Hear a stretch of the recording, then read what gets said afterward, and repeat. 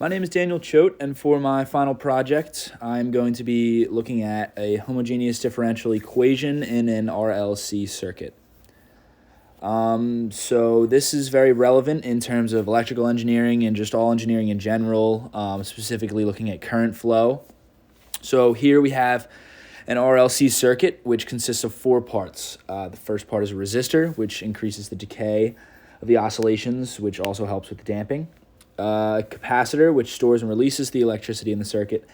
An inductor, which stores the electrical energy in the form of magnetic energy. And these are all connected to the last part, the voltage, which is represented by E of t.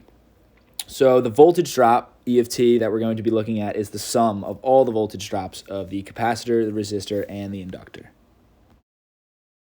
So Kirchhoff's law shows us that this voltage drop, E of t, is the sum of all the voltage drops.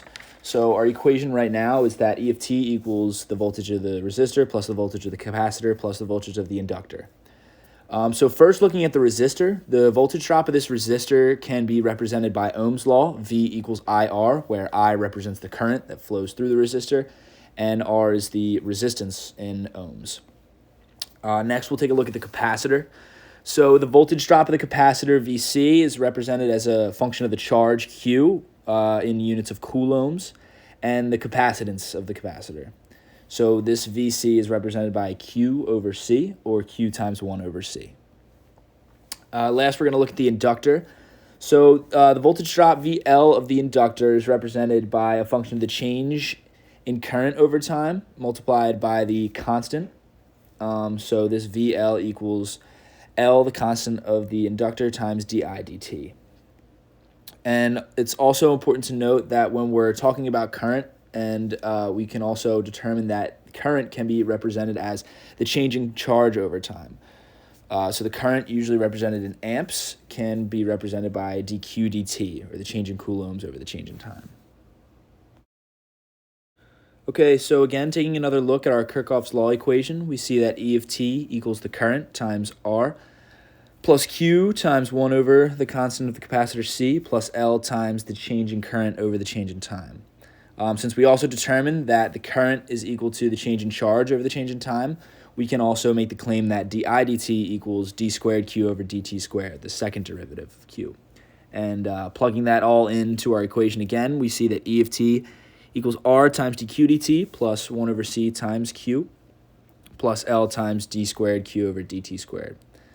It's also important to note that the AC current, E of t, can also be modeled as a sinusoidal graph, E naught times the cosine of omega t for this specific differential equation. Thus, E naught times the cosine of omega t equals L times d squared Q over dt squared plus R dq dt plus 1 over C times Q. And in this equation, R, L, and C are constant parameters. So we see that this equation is modeled similar to what we've been looking at in class and throughout the year of a second-order homogeneous linear differential equation with these constant coefficients. Okay, so here we have an example of a graph of the equation that we just modeled. It's important to note that this equation does take the shape of a cosine graph, as we showed previously.